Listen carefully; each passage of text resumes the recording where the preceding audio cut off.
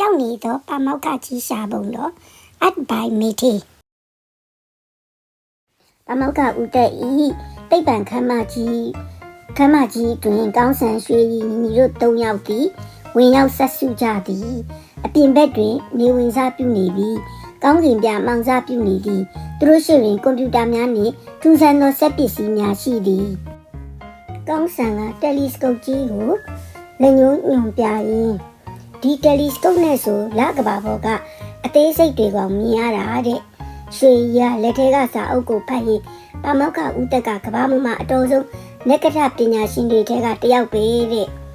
ညီညီကလည်းကွန်ပျူတာတစ်ခုကိုစိတ်ဝင်စားစွာကြည့်ရင်ဒီမှာပုံတွေအများကြီးပဲဂျိုရီကျယ်ရီငကင်ဝိတ်တန်းတွေပဲတဲ့ထိုစဉ်မကြီးတင်ကမျက်နှာငယ်လေးဖြင့်သူတို့ထံရောက်လာသည်မကြီးတင်ကကလေးတို့ရေပါမောက္ခဦးတက်ပြောင်းနေလို့ဘယ်လိုလုပ်ရမှန်းမသိတော့ဘူးကွယ်ကောင်းဆန်ကအံ့ဩတကြီးဘာပါမောက္ခဦးတက်ကပျောက်သွားတာလားတဲ့ရွှေကြီးကဘယ်တော့မှပျောက်သွားတာလဲမကြီးတင်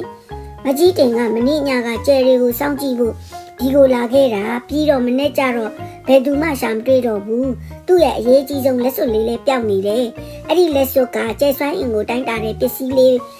ပဲညီညီကကျဲဆွမ်းအင်ကိုတိုင်းတာတဲ့လက်စွပ်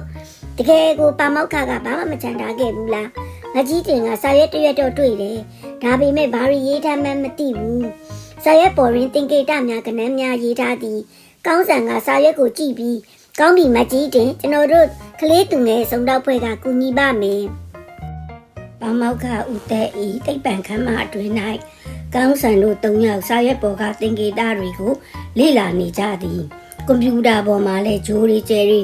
ပုံလေးကိုဖွင့်ထားသည်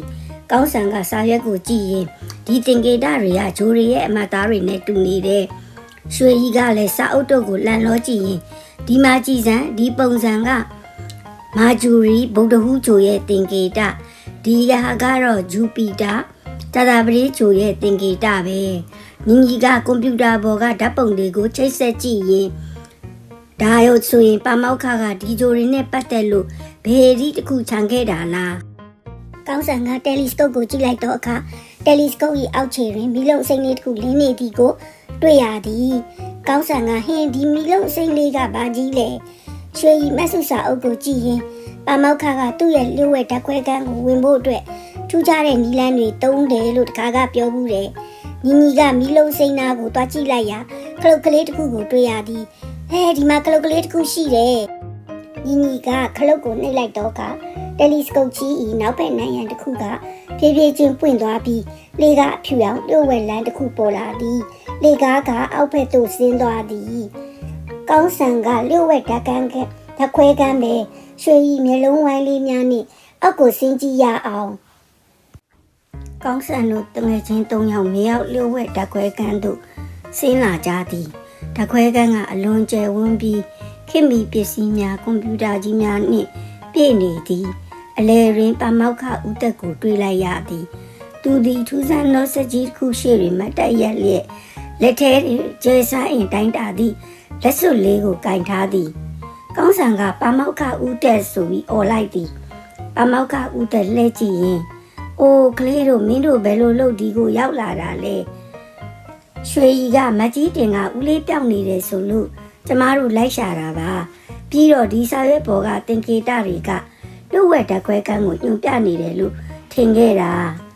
ညီညီကဒါဆိုဦးလေးကဘာလုပ်နေတာလဲဟင်ပါမောက္ခဦးတက်ပြုံးလျက်ငါတပည့်လေးတို့ငါက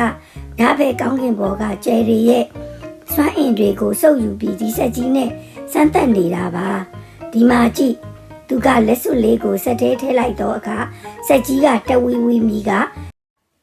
ရောင်စုံအလင်းတန်းများထွက်ပေါ်လာသည်